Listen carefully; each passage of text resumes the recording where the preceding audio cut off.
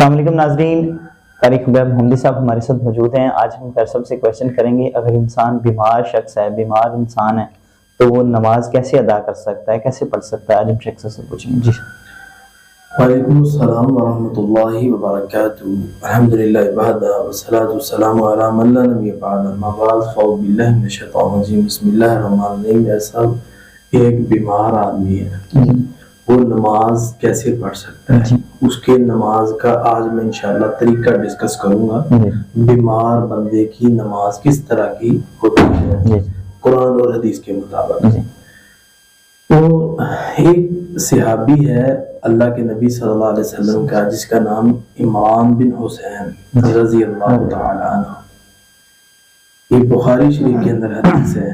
اللہ کے نبی صلی اللہ علیہ وسلم کے پاس ایک کویسچن لے کر حاضر ہوئے، کہنے لگے اللہ کے رسول، میری بیماری جو ہے وہ بواسیر کی بیماری ہے، تو میں نماز کس طرح پڑھوں؟ اللہ کے نبی صلی اللہ علیہ وسلم نے سوال سن کے اس بیماری کے حساب سے نماز نہیں بتائی۔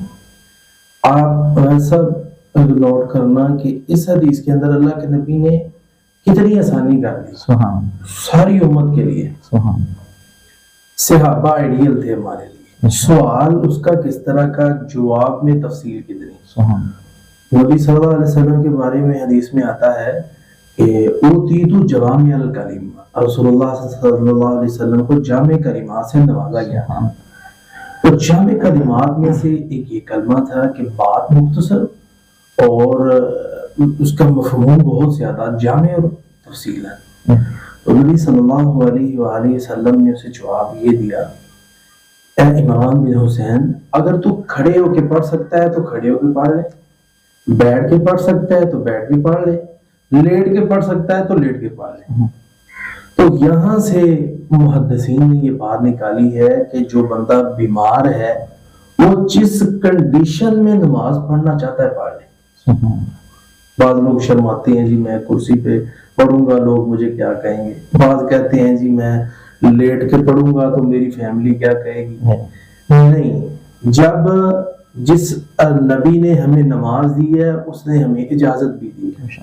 آپ لیٹ کے پڑھ سکتے ہیں تو لیٹ کے پڑھ لیں، اور اگر آپ بیٹھ کے پڑھ سکتے ہیں تو بیٹھ کے پڑھ لیں۔ ہاں، الا کہ اگر آپ بے ہوش ہیں تو پھر آپ کو رخصت ہے، کیونکہ 3-4 قسم کے بندے ایسے ہیں جن سے قلم اٹھ گیا ہے۔ سویا شخص ایک بے ہوش کی طرح ہے، اس سے قلم اٹھ گیا ہے، اس کے اعمال لکھے نہیں جاتے، نہ گناہ نہ لکھے۔ اسی طرح بندہ پاگل ہے، اس سے بھی ایسے ہی ہے۔ تو اسی طرح بچہ ہے جو ابھی بالغ نہیں ہوا، وہ ایک مدہوشی شکل میں ہی ہوتا ہے، اس سے بھی قلم اٹھا ہوا۔ تو اس لیے جس کنڈیشن میں آپ ایزی پڑھ سکتے ہیں تو آپ پڑھ لیں، کھڑے ہو کے، بیٹھ کے، لیٹ کے۔ اللہ رب العالمین آپ کی نماز کو قبول فرما لے۔ بہت شکریہ جی ناظرین، اگلے پروگرام میں پھر حاضر ہوں گے۔ اللہ حافظ۔ قد صدقت الرؤيا إنا كذلك نجزي